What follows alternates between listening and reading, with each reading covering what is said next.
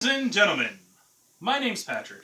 Today I am going to teach you about the art of entertaining a crowd. Being able to entertain and being comfortable in front of a crowd is not something that comes natural to most of us. It is a learned skill that takes more prepping and thought than you may realize. To me, addressing a crowd of strangers is easy and even fun. How can this be, you may ask?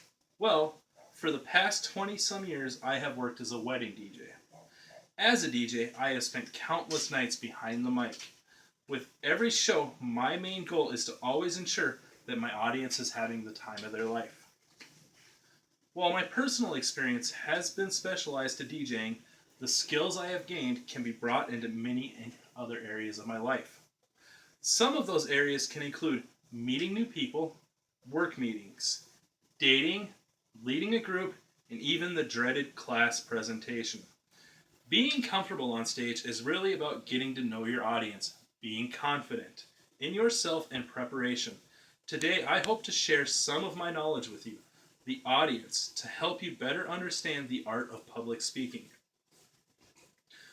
When I first started to DJ, way back in the 90s, yes, I'm a bit older than most of my classmates, I was not quite as comfortable in front of a crowd.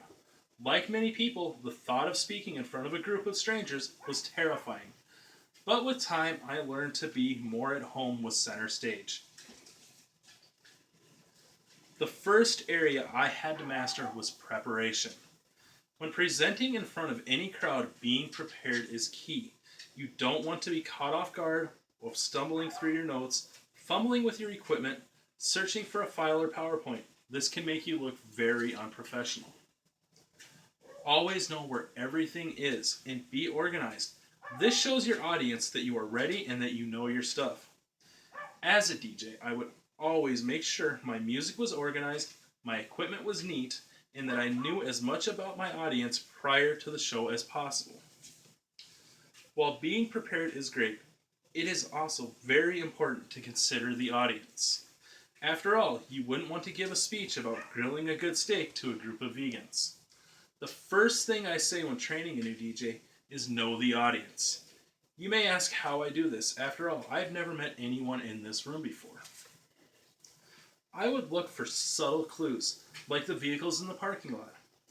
If the parking lot was full of newer and expensive cars, that may be a clue to tone it down a bit and keep it classy.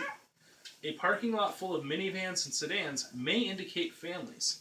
The chicken dance and games may be more appropriate. And nothing says to expect a rowdy crowd and to keep it country like a parking lot full of rusty trucks and mud-covered tires. Even a quick glance at the types of bumper stickers could help me gauge what to expect from the crowd inside. Next, I would observe the guest. By looking around the room, I would note, is this group older, younger, mostly men and women? How many kids? This can tell you how the flow can go for each event.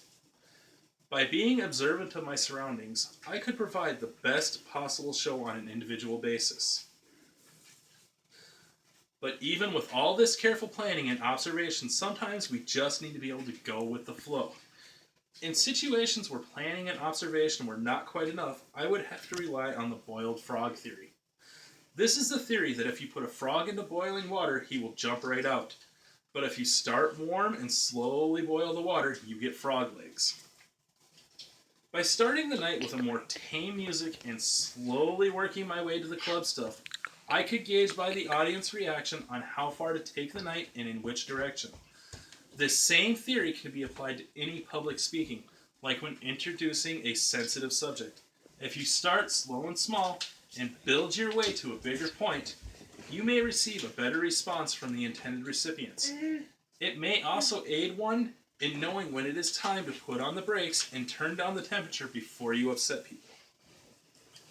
While I feel completely comfortable on stage, I understand many never will.